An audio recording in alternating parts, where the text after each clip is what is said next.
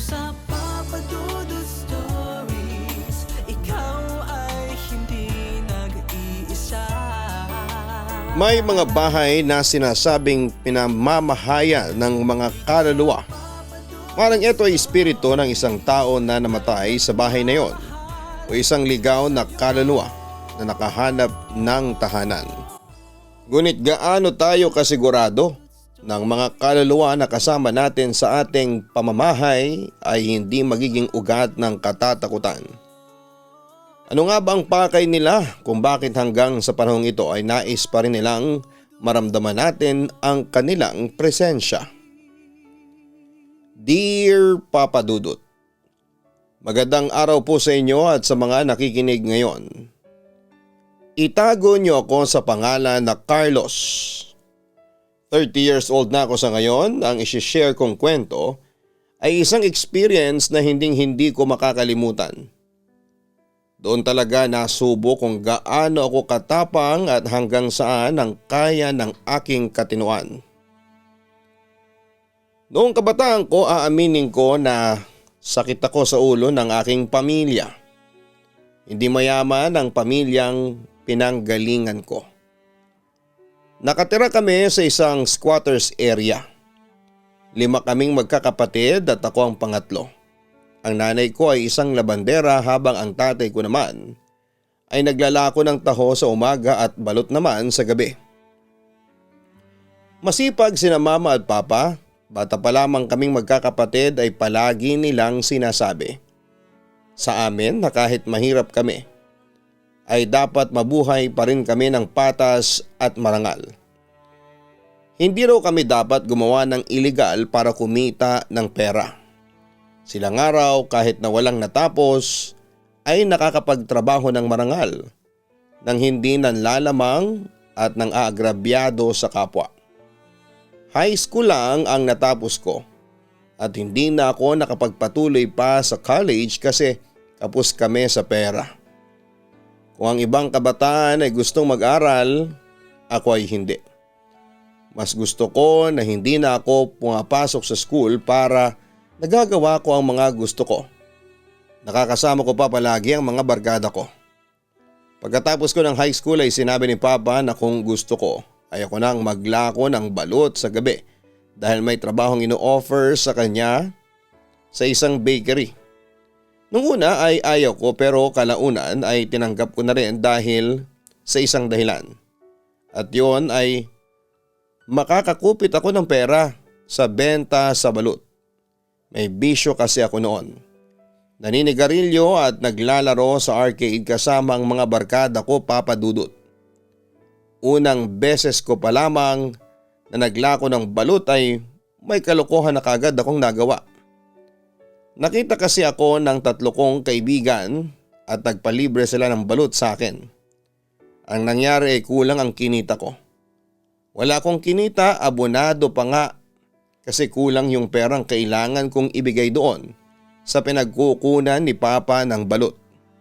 Nagsinungaling na lamang ako na may mga lalaki na humarang sa akin at kinuha ang pinagbebentahan ko. Sa mga sumunod na gabi ay paunti-unti na akong kumukupit. Nang mapansin ni Papa na palaging kulang ang ibinibigay ko sa kanya ay naghinala na siya sa ginagawa ko. Hanggang sa nahuli niya ako isang gabi na namimigay ng libreng balot sa mga barkada ko kasi gusto kong magpasikat. Pinalo ako noon ni Papa at galit na galit siya sa akin. Hindi ko raw ba naiintindihan ang kahirapan namin at gumagawa pa ako ng ganon.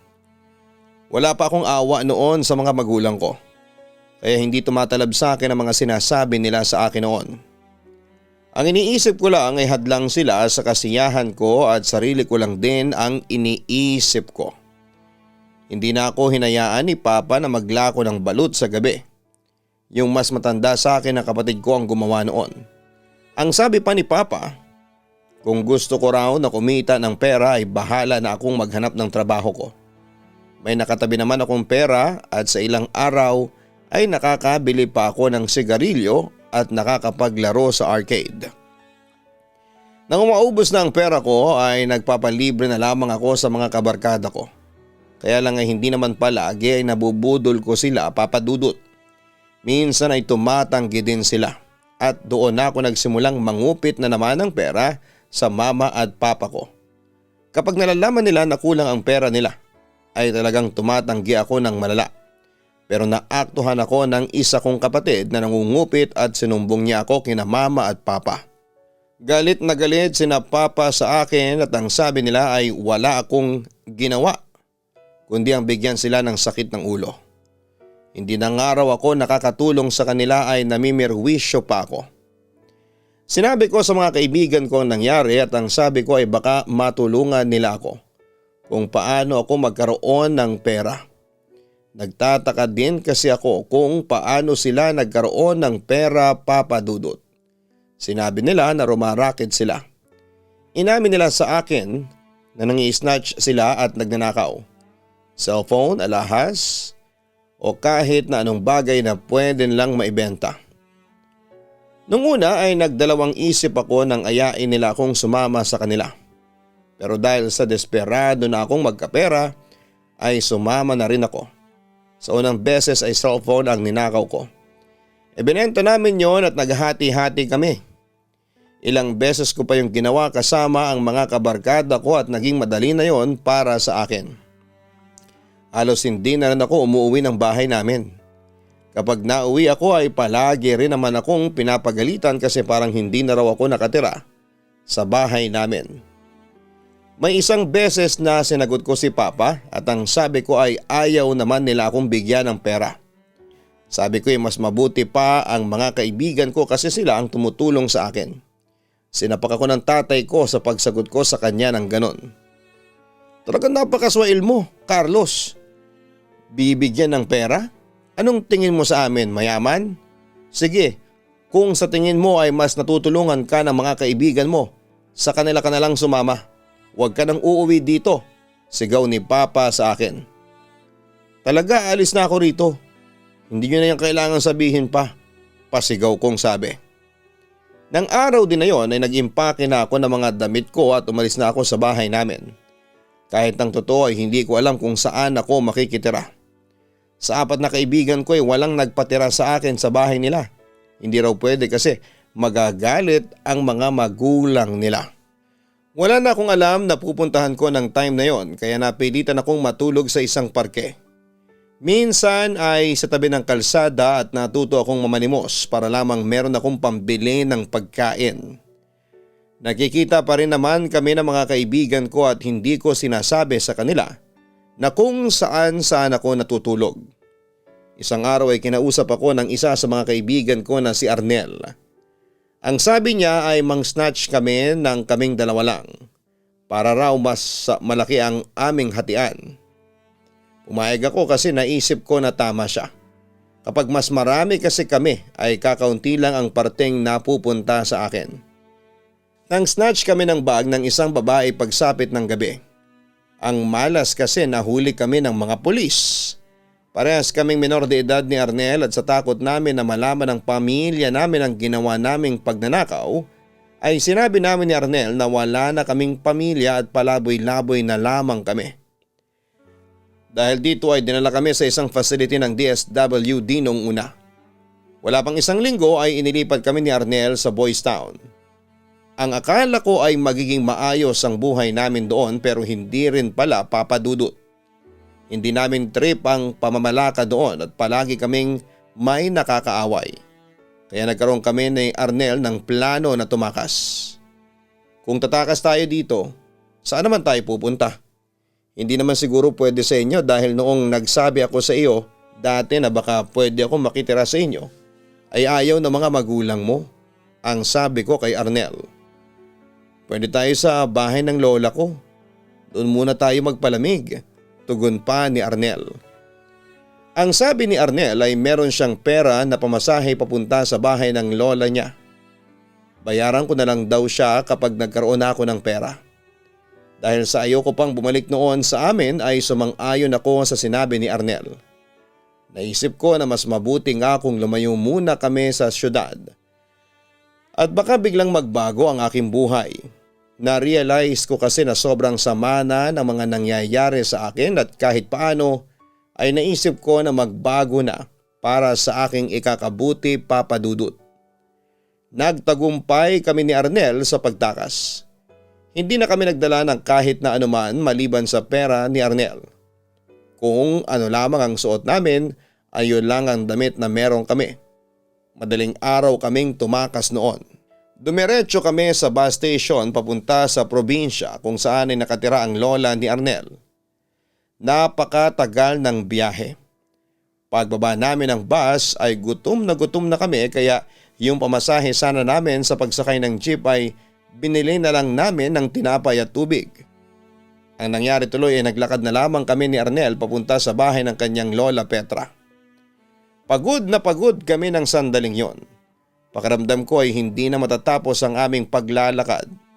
Pagkatapos nga ng mahabang paglalakad sa gilid ng kalsada ay dumaan kami sa napakalawak na palayan at taniman ng kung ano-anong gulay at mga halaman.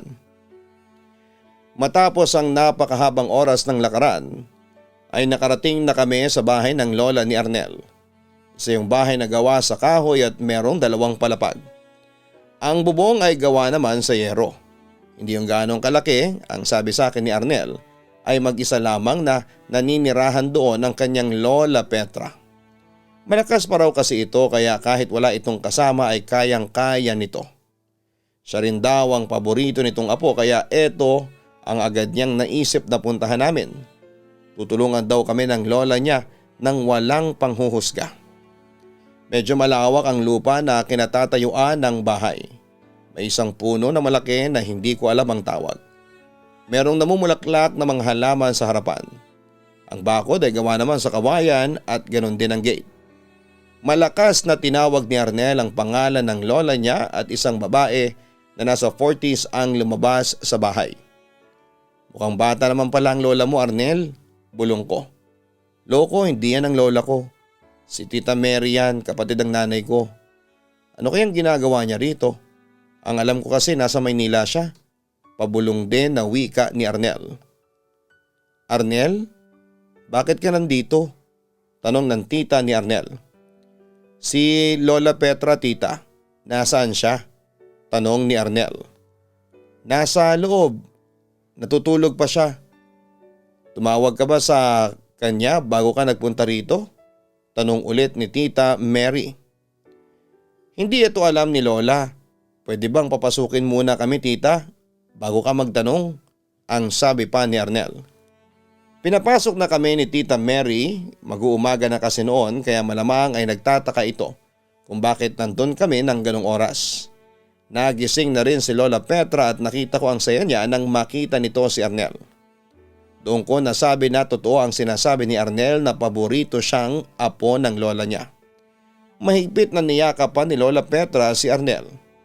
Parang hindi naman nagustuhan ni Tita Mary na naroon kami lalo na nang sabihin ni Arnel na doon muna kami pansamantala at hindi namin alam kung kailan kami aalis.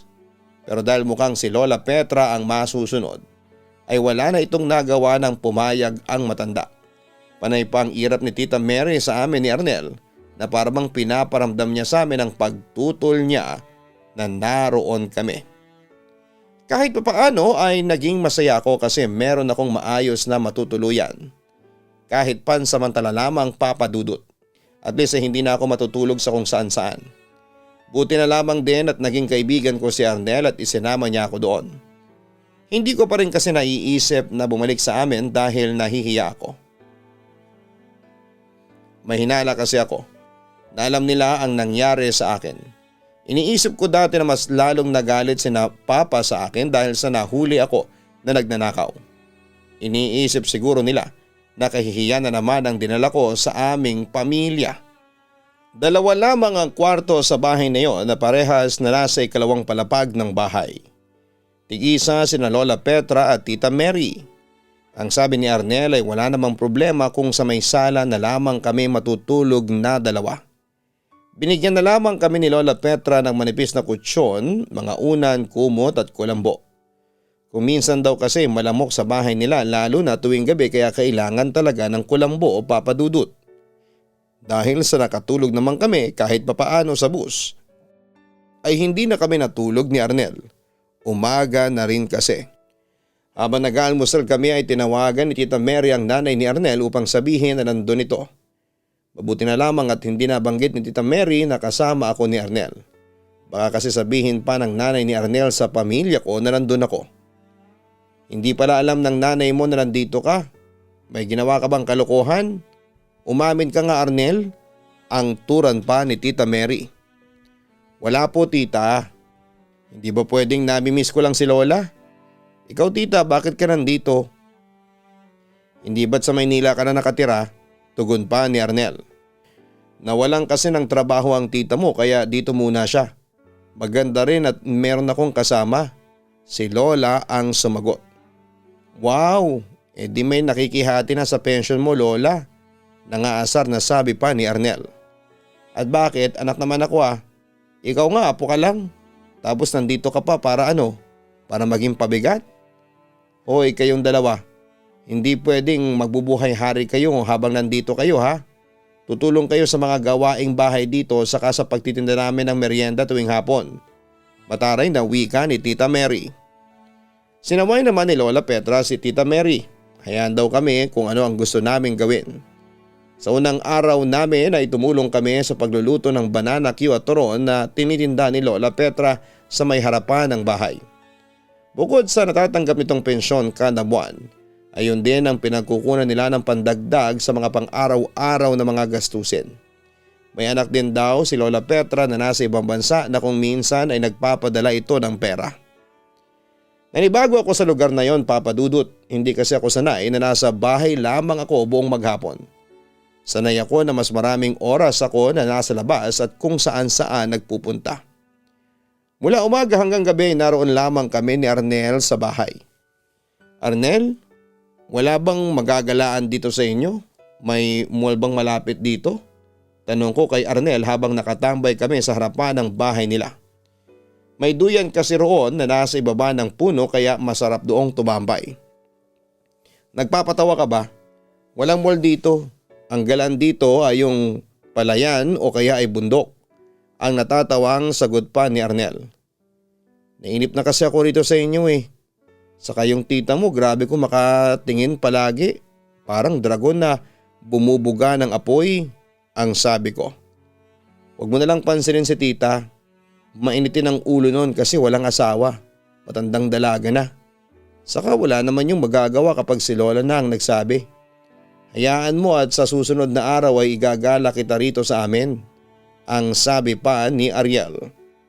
Sa unang gabi kong matulog sa bahay na yon ay naging okay naman ang lahat. Kaya lang ay nagising ako kasi buwaba sa hagdanan si Lola Petra. 5:00 pa lamang noon ng umaga. Ganong oras kasi talaga ito nagigising. Medyo maingay kasi yung hagdanan nila, Papa Dudut. Kapag may umaakyat o bumababa doon ay umiingit yon. Gawa kasi yon sa makapal na kahoy na hagdanan. Tapos ay sa may ilalim pa kami noon nakapwesto ni Arnel sa pagtulog. Makikita rin sa ibaba kapag merong bumababa o umaakyat sa hagdanan kasi meron yung mga siwang sa bawat baitang. Hindi talaga maiiwasan na magising ako kapag merong gumagamit ng hagdanan dahil sa ingay nun. Mababaw pa naman akong matulog. Kaunting ingay lang ay nagigising na kaagad ako. Bumangon na ako at nang makita ko ni Lola Petra ay nagmagandang umaga siya sa akin. Nagising ka ba dahil sa pagbaba ko sa hagdanan? Pasensya ka na. Ganyan na kasi talaga yan, matagal na. Wala na kasi ang asawa ko kaya wala na nag-aayos ng mga problema dito sa bahay, ang sabi ni Lola Petra. Okay lang po, maganda nga po at nasasanay na ako na magising ng maaga, ang sabi ko. Dahil sa nawala na ang antok ko ay tumulong na lamang ako sa paghahanda ng almusal kay Lola Petra. Habang ginagawa namin yon ay naisipan ko siyang tanungin ng ilang bagay. Matagal na ba itong bahay ninyo? Tanong ko. Nako, sobrang tagal na nito. Matanda pa nga ito kay Mary. Itinayo ito noong matapos naming ikasal ng asawa ko. Ang dami nang nangyari sa bahay na ito. Tugon pa ni Lola Petra. Maraming nangyari? Kagaya po ng ano? May multo ba rito o maligno? Tanong ko. Tinawanan lamang ako ni Lola Petra sa tanong ko na yon at hindi niya ako sinagot. Ang sinabi niya ay kung wala akong nararamdaman na may kababalaghan sa bahay nila, ibig sabihin ay wala. Medyo nahiwagaan ako sa naging sagot na yon ni Lola Petra, Papa Dudut. Pagkatapos naming kumain ng almusal ay inutusan kami ni Tita Mary na maglaba. Kaming dalawa daw ni Arnel para naman daw meron kaming pakinabang habang nandun kami sa bahay na yon. Sumunod na lamang kami ni Arnel kasi baka kung ano pa ang sabihin ni Tita Mary kapag sumuway kami sa kanya. Kahit kasi kakampi namin si Lola Petra ay kailangan pa rin naming makisama sa mga taong nakatira doon. Dalawa naman kami ni Arnel na naglaba at hindi rin gaanong karami ang mga nilabhan namin kaya mabilis kaming natapos. Kami na rin ang nagsampay ng mga yon.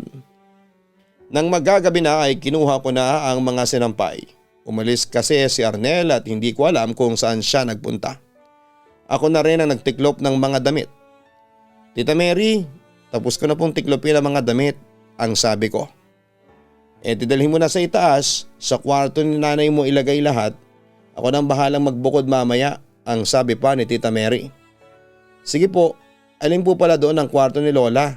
Tita, tanong ko. Yung pinto na nasa kaliwa, sandali nga, pwede ba Carlos? Huwag mo kong tinatawag na tita, pamangkin ba kita? Naiinis na tura ni Tita Mary. Okay Mary, sabi ko. Aba wala kang galang, Ate Mary ang itawag mo sa akin. Bilisan mo na at pagkalagay mo ng mga damit sa itaas ay magsaing ka na rin, ang sabi pa ni Ate Mary. Yun ang unang beses na nakapunta ako sa second floor ng bahay na yon, Papa Dudut. First time ko din na umakyat sa hagdanan na yon. Talagang kapag tumatapa ka sa bawat baitang ay may ingay na maririnig. Parang nagkikiskisa ng mga kahoy ang tunog niya, Papa Dudut. Pagdating ko sa itaas ay may kakaiba akong naramdaman. Biglang sumikip ang dibdib ko at medyo nahirapan akong huminga. Hindi ko alam kung ganun ba yung tinatawag nila na mabigat na pakiramdam. Nang nasa kwarto na ako ni Lola Petra ay may pakiramdam ako na baka merong tao roon bukod sa akin. Kahit ako lang ang mag-isa na nandun. Habang maayos kong nilalagay ang mga damit sa higaan ay nagulat ako nang may biglang sumitsit sa akin ng 2 beses. Ang akala ko ay si Arnel yon at pinagtitripan ako. Pero pagbaba ko ay wala pa naman si Arnel. Ang sabi ni Lola Petra ay hindi pa rin umuwi. Hindi ko na binigyan ng kung anong kahulugan ang nangyari sa ikalawang palapag ng bahay, Papa Dudut. Ang inisip ko ay baka kung anong ibon lamang ang sumitsit sa akin. Pagdating ni Arnel ay naghapunan na kami. Ako na rin ang naghugas ng mga pinagkainan namin. Nagkusa na ako kesa si Ate Mary pang mag-utos sa akin tapos paggalit na naman siya kapag nag-utos. Kahit papaano ay namimiss ko na ang buhay ko sa bahay namin. Doon kasi wala akong ginagawa. Hindi ako obligadong kumilos sa mga gawaing bahay dahil may iba akong kapatid na gumagawa noon. Sa bahay kasi ni Lola Petra ay hindi pwedeng hindi ako kikilos kasi baka mapalayas ako doon ni Ate Mary. Lalo na at simula nang dumating kami roon ni Arnel ay mainit na ang dugo niya sa aming dalawa. Walang TV sa bahay na yon. Kaya tuwing gabi ay wala kaming libangan. Palagi lamang kaming nagkwekwentuhan ni Arnel sa may harapan ng bahay sa may duyan. Si Lola Petra naman tuwing gabi ay nakikinig ng drama sa radyo. Kung minsan ay nakakatulugan na niya ang pakikinig. Kaya may pagkakataon na madaling araw na ibukas pa rin ang radyo niya. Medyo malakas din kasi ang volume ng radyo kaya kahit nasa ibaba kami ay dinig namin yon. Isang gabi, habang natutulog kami ni Arnel ay nagising ako dahil sa tunog ng hagdan.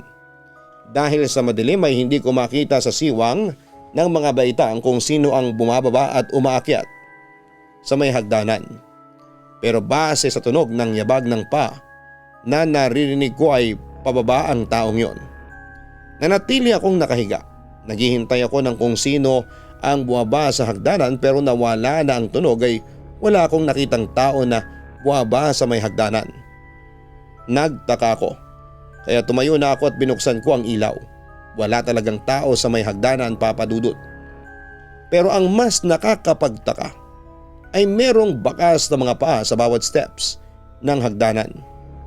Parang basa ang paa ng taong naglakad doon kaya nagkaroon ng bakas. Bigla akong kinilabutan at natakot sa mga nakita ko. Hindi ko alam kung paano ang iisipin ko kung paano nagkaroon ng mga bakas ng paa ng baitang sa hagdanan.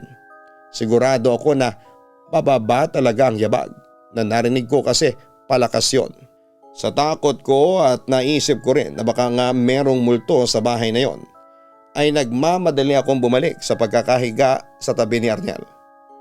Iniiwas ko ang mata ko sa hagdanan dahil pakiramdam ko ay may kung anong nakakatakot ang lilitaw at magpapakita sa akin doon. Hindi ako paladasal na tao pero sa sandaling yon ay napadasal ako, Papa Dudut. Sinabi ko sa Diyos na sana ay guni-guni ko lamang ang nangyari at wala yung katotohanan. Nahirapan din ako makabalik sa pagtulog dahil takot na takot talaga ako ng gabing yon. Dahil sa madaling araw na ako nakatulog ay late na akong nagising. Kung hindi ko pa narinig ang pagpaparinig ni Ate Mary na tanghali na ay nakahilata pa ako, ay hindi pa sana ako magigising. Mabuti naman at nagising na rin ang senyorito. Kumain ka na po sa kusina at ikaw na lang ang hindi nag-aalmusal. Hugasan mo na rin ang mga pinggan kasi ikaw naman ang huling kakain. Pagtataray pa ni Ate Mary. Hindi na ako nagsalita at kumain na ako. Habang kumakain ako ay umupo si Arnel sa tabi ko at sinabayan ako sa pagkain. Nagugutom pa rin daw siya. Bakit pala late ka nang nagising? Sabay lang naman tayong natulog tanong ni Arnel. Arnel, may itatanong ako sa iyo. Hindi naman ito ang unang beses na pumunta ka rito? Sabi mo ilang beses ka nang nakapunta rito simula nung bata ka pa. Turan ko. Oo, bakit? Tanong ni Arnel. Gusto ko ay sumagot ka ng matino. Yung totoo ang sasabihin mo sa akin. May multo ba dito? Diretsyong tanong ko. Multo? Anong multo ang sinasabi mo? Ang natatawang wika ni Arnel. Walang multo rito. Bakit? May nagpakita ba sa iyong multo? Dugtong na tanong ni Arnel sa akin. Kita mo na? Ang sabi ko, sasagot ka ng matino tapos tinatawanan mo lang ako. Seryoso ako ang naiiling kong saad. Seryoso nga rin ako. Bakit mo ba kasi yan naitatanong? Ang sabi pa ni Arnel. Ikinuwento ko kay Arnel ang nangyari nung nakarang gabi. Medyo natawa siya at ang sabi niya ay mukhang guni-guni ko lamang yon. Kasi kung may multo man daw sa bahay na yon ay matagal nang nasabi ng lola niya. Kahit daw siya mismo ay maraming beses nang nakapunta roon, ay wala ring nararamdaman na kakaiba kagaya ng mga sinasabi ko sa kanya. Nang mga sumunod na gabi ay naging normal naman ang lahat pero hindi pa rin nawawala ang takot ko na baka meron na namang magpaparamdam sa akin. Kaya kapag nakahiga na kami ni Arnel sa ilalim ng hagdanan para matulog ay hindi na ako tumitingin sa may hagdanan. Dahil sa wala na kaming damit ni Arnel ay wala na kaming choice kundi ang isuot ang mga damit ng namatay niyang lolo. Kakaiba nga lang na alam kong patay na ang dating nagsusuot ng mga damit na yon. Hanggang sa naulit ang pagpaparamdam sa akin sa bahay na yon, Papa Dudut. Nangyayari pa yon sa oras na hindi ko inaasahan. Hapon pa lamang noon nasa sala ako habang naghihimay ng dahon ng malunggay. Ako lang ang mag-isang naroon dahil may binibili sa labas si Ate Mary at Lola Petra. Si Arnel naman ay nasa labas. Nakatambay siya sa may harapan ng bahay. Nagpapatulong ako sa kanya pero tinatamad daw siya at siya na lamang daw ang maghuhugas ng pinagkainan sa hapunan. Habang abala ko sa aking ginagawa, ay narinig ko na may naglalakad sa may hagdanan. Natigilan ako at sinabi ng utak ko na huwag akong titingin sa hagdan. Pero hindi ko na napigilan ang sarili ko at tumingin pa rin ako. Kitang-kita ko mula sa siwang na mga steps ang isang pares ng mga paa ng lalaki na naglalakad pababa ng hagdanan. Napansin ko na basa ang mga paang yon. Mabagal ang paghakbang niya, Papa Dudut. Sa sobrang takot at gulat ko, sa aking nakita ay hindi ako nakagalaw o kahit makasigaw man lang. Nakatitig lamang ako sa mga paa at hinihintay ko yung makababa para makita ko kung sino yon. Imposible kasi na si Arnel yon dahil nasa labas siya ng oras na yon. Ngunit nang nasa pinakahuling baitang na ang mga paa ay bigla yung nawala nang napakurap ako. Biglang sumakit ang ulo ko at medyo nahirapan akong huminga. Doon na ako nakagalaw. Tumakbo ko palabas ng bahay at pinuntahan ko si Arnel. Arnel, may tao sa loob, nakita ko. Buwaba siya sa may hagdanan tapos bigla siyang nawala. Nanginginig na sabi ko pa kay Arnel. Nawala? Paanong nawala? Nagtatakang tanong ni Arnel. Multo siya. Nagsasabi ako ng totoo, may multo talaga dito. Halos pasigaw ko ng wika. Bro, walang multo rito. Teka, umamin ka nga sa akin, gumagamit ka ba ng pinagbabawal na gamot? Pabirong tanong pa ni Arnel. Hindi, at saan naman ako kukuha ng pera para sa ganun? Sambit ko. Malay ko ba kung may pera ka o may baong ka na, alam mo na. Alam mo Carlos, huwag mong sabihin niyang mga multo rito sa bahay ng lola ko. Lalo na kay Ate Mary. Ayaw nung nag-uusap sa mga ganyang bagay. Baka mapalayas tayo rito sa bahay, sad pa ni Arnel. Seryoso ako, sigurado ako. May multo talaga dito sa bahay ng lola mo. Pilit ko pa. Pakaramdam ko ng oras na yon ay mag-isa lamang ako, Papa Dudut. Si Arnel na nga lamang ang napagsasabihan ko ng mga bagay na yon. Pero hindi pa rin siya naniniwala sa akin. Nagtataka lang din kasi na kung totoong walang multo sa bahay na yon ay bakit meron nagpaparamdam sa akin? Bakit may nai-experience akong kababalaghan? Bakit sa akin lang yon nangyayari? Ang dami na tuloy na katanungang tumatakbo sa utak ko.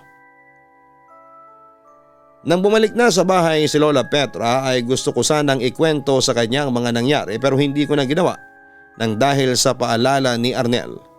Siyempre, natatakot din ako na mapaalis sa bahay na yon kasi wala pa akong mapupuntahan. Ayoko pa rin umuwi sa bahay namin, wala pa sa plano ko yon. Kung ako nga lang sana ang papipiliin ay ayoko nang umuwi sa bahay namin ng panahon na yon, Papa Dudut. Pero kung meron lang sana akong mapupuntahan ay aalis na ako sa bahay ng lola ni Arnel. Nakakatakot kasi na baka maulit na naman ang nakakatakot na experience ko.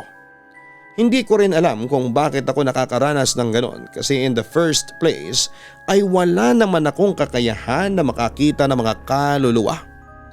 Habang kumakain kami ng hapunan ay wala ako sa sarili ko. Nakatulala lamang ako sa kawalan at halos wala akong ganang kumain. Ayaw mo ba ng ulam, Carlos? Hindi mo masyadong ginagalaw yung pagkain mo, puna ni Lola Petra. Hoy Carlos, wala kang karapatan na mag-inarte sa pagkain dito.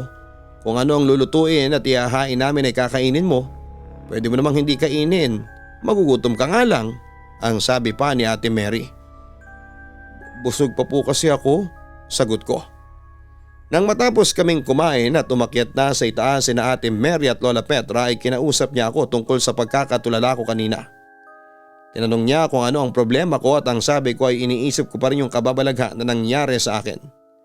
Sinabi ni Arnel na alisin ko na yon sa utak ko kasi guni-guni ko lamang ang lahat ng yon. Hindi ko na pipilitin na maniwala ka sa akin, Arnel. Gusto ko lang malaman kung bakit nangyayari yon sa akin. Bakit ako pa? Hindi naman ako nakatira sa bahay na ito, sambit ko. Ewan ko sa'yo, binibigyan mo lang ng isipin ang sarili mo. Ikaw lang ang mahihirapan, bahala ka, ang sabi pa ni Arnel. Ayaw ko nang ipilit pa kay Arnel na maniwala siya sa mga sinasabi ko, Papa Dudut. Hindi ko na rin kasi alam kung hindi ba talaga siya naniniwala sa akin o in denial lamang siya.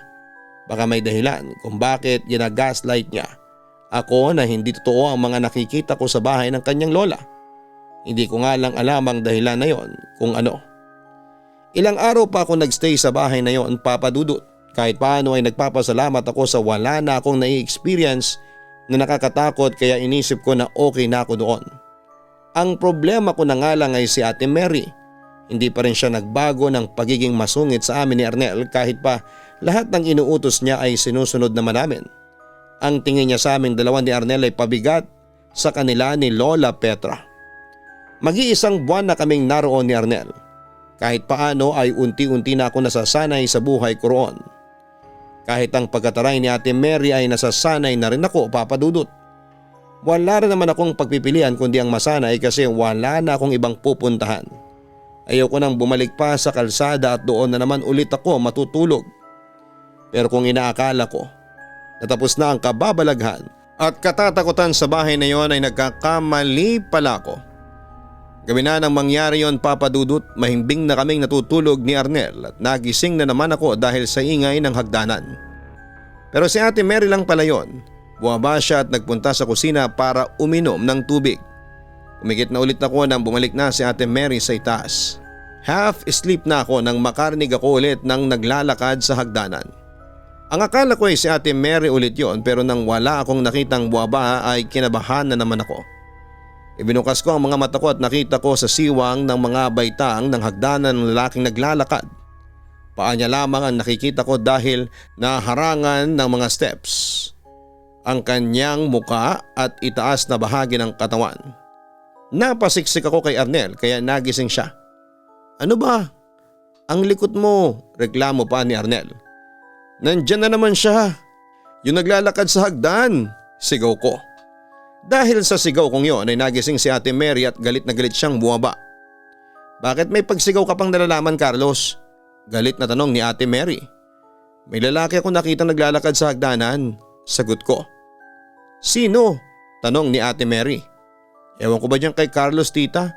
Ang sabi niya ay may nakikita siyang multo na lalaki na naglalakad dyan sa hagdanan." Si Arnel na ang sumagot. "Multo? Paano magkakaroon ng multo rito sa bahay?" Nagtatakang tanong ni Ate Mary. "Hindi ko rin alam eh. Baka yung lolo ni Arnel. Baka siya yung nagpaparamdam sa akin." Takot kong sagot. Matagal na ako nakatira sa bahay na ito at kahit na isang beses ay hindi nagparamdam ang tatay ko. At kung sino man na nagpaparamdam sa'yo, bakit sa'yo pa? Hindi ka naman niya kadugo. Alam mo, Carlos, kung gumagawa ka ng kwento para mapansin namin ay tigilan mo na yan. Ayoko sa lahat yung sinungaling. Kung ganyan ka pala, mas mabuti pa na umalis ka na lang. Pasigaw na sabi pa ni Ate Mary at bumalik na siya sa itaas. Takot ako ng panahon na yon, Papa Dudut. Gusto ko nang umalis sa bahay na yon, pero sa tuwing nag-iisip ako kung saan ako magpupunta ay umaatras ako kasi wala akong maisip. Hanggang isang gabi ay napanaginipan ko ang tatay ko. Paakyat na raw sana ako ng hagdanan sa bahay ng lola ni Arnel. Nakita ko ang tatay ko na nakatayo sa pinakaitaas na hagdanan at umiiyak siya. Nakikiusap siya sa akin na umuwi na ako. Paulit-ulit niyang sinasabi yon, Papa Dudut. Nang magising ako kinaumagahan ay tandang-tanda ko pa rin ang panaginip ko na yon. Kaya hindi yon naalis sa utak ko. Bigla tuloy akong nag-alala para sa tatay ko, Papa Dudut. Kinabahan ako kahit na hindi ko pa alam ang nangyari sa bahay namin. Kinabukasan ng gabi ay tumawag ang nanay ni Arnel kay Lola Petra. Ibinigay ni Lola Petra ang cellphone kay Arnel dahil eto pala ang gustong kausapin ng nanay niya. Habang kausap ni Arnel ang nanay niya ay narinig ko na itinanggi ni Arnel na kasama niya ako.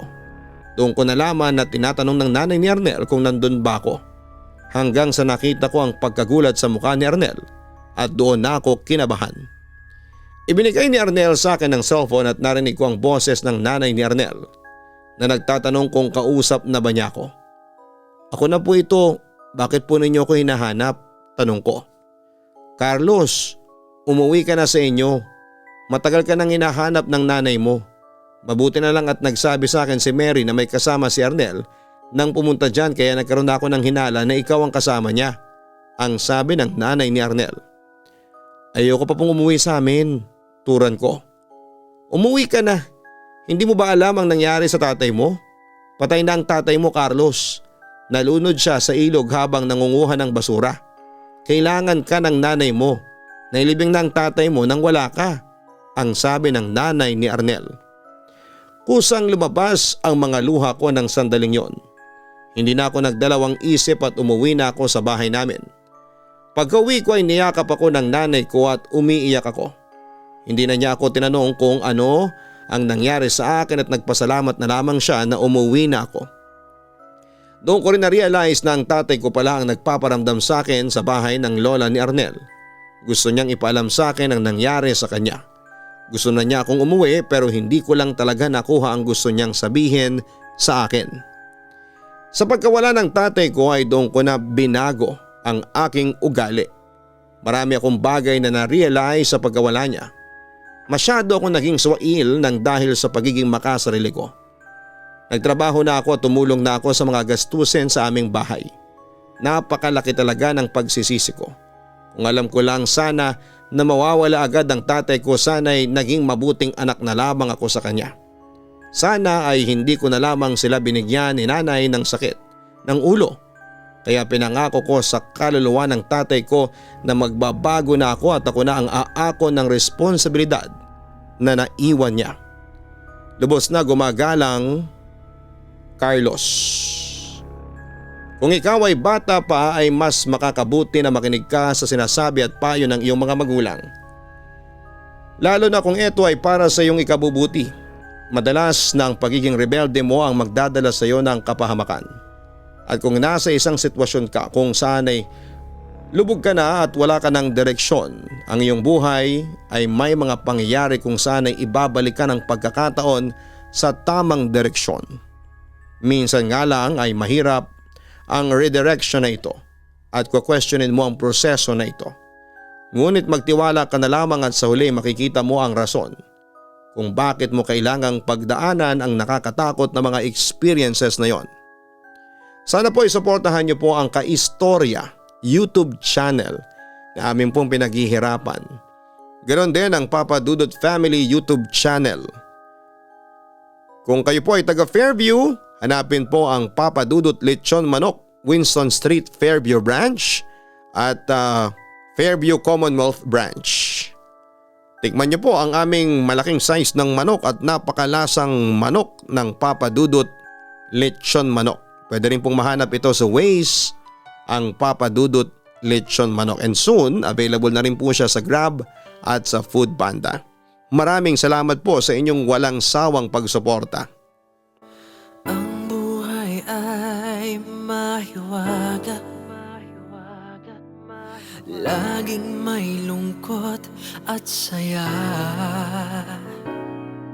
Sa Papa Dudut Stories, laging may karamay ka.